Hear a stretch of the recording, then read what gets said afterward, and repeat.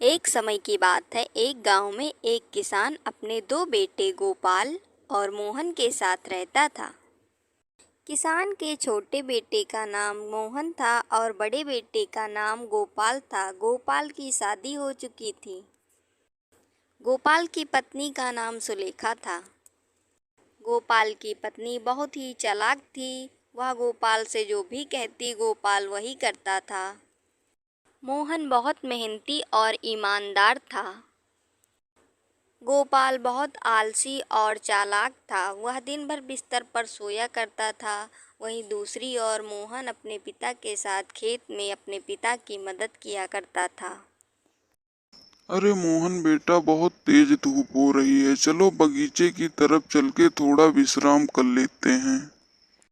किसान का एक आम का बगीचा भी था, बहुत बड़ा, लेकिन उसमें कभी आम के पेड़ों पर आम नहीं लगते थे और उसके पिता बगीचे में जाकर पेड़ के नीचे विश्राम करते थे और बगीचे की साफ सफाई कर दिया करते थे।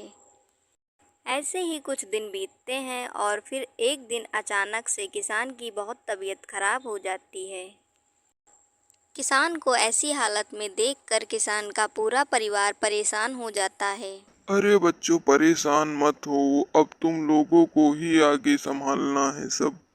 तुम अपने बड़े भाई गोपाल की सारी बातें मानना और दोनों भाई हमेशा साथ साथ रहना। उसके बाद किसान की मृत्यु हो जाती है और किसान की मृत्यु के कुछ दिनों बाद ही सुलेखा अपने पति गोपाल से कहती है, मैं क्या कह रही थी कि खेत की सारी जमीन आप अपने नाम करवा लीजिए और बगीचा हम मोहन के नाम कर देते हैं। उसमें वैसे भी कोई फल वल आते नहीं हैं और फसल भी वहाँ हो नहीं पाएगी। उसके बाद गोपाल खेत वाली सारी जमीन जायदाद अपने नाम कर लेता है और मोहन के नाम एक छोटा सा कमरा और बगीचा मोहन के नाम कर देता है। उसके कुछ समय बाद ही गोपाल और सुलेखा एक नया घर भी खरीद लेते हैं। मोहन अपने भाई गोपाल की सारी चतुराई समझ गया था, लेकिन उसने अपने भाई गोपाल से कुछ नहीं कहा। किसान की मृत्यु हो जाने के बाद मोहन बहुत ही अकेला पड़ गया था। वह घर जाकर आराम करता, उसके बाद बगीचे में आकर बगीचे की साफ सफाई करता। एक दिन बगीचे की साफ सफाई करने के बाद मोहन एक पेड़ के नीचे सो जाता है। उसके बाद जब मोहन सोकर उठता है तब वह देखता है कि उसके बगीचे में बहुत सारे पके हुए आम बगीचे के पेड़ों पर लगे हुए हैं। मोहन हैरानी के साथ यह सब देख रहा होता है और मन में सोच रहा होता है, अरे ये चमत्कार कैसे हो गया? मेरे बगीचे में इतने सारे पके हुए आम कैसे लग गए अचानक से? तभी मोहन के ऐसा बोलते ही वहाँ एक परी आ जाती है। परी मोहन से कहती है, मोहन हैरान मत हो, ये तुम्हारे नेक दिल और ईमानदारी का नतीजा है। मोहन, मैं तुम्हारी ईमानदारी से प्रसन्न होकर मैंने तुम्हारे साधारण बगीचे को एक जादुई आम का बगीचा बना दिया। मोहन, इन आमों को रोजाना बाजार में बेचकर तुम अपना जीवन सुख में बिता सकते हो। इतना सुनकर मोहन परी को धन्यवाद करता है और परी वहाँ से गायब हो जाती है।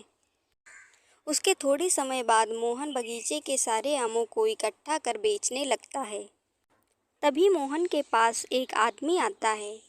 वह आदमी मोहन के बगीचे की प्रशंसा करते हुए कहता है, अरे भैया, ये तो बड़े ही रसीले और ताजे आम दिखाई देते हैं।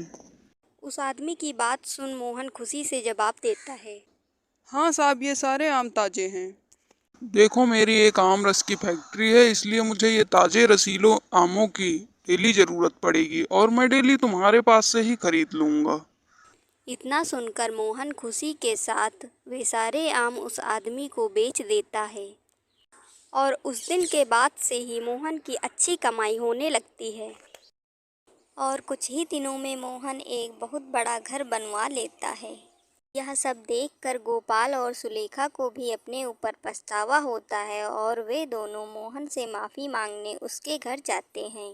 मोहन अपने बड़े भाई गोपाल और अपनी भाभी को माफ कर देता है। उसके बाद वे तीनों साथ में खुशी खुशी रहने लगते हैं।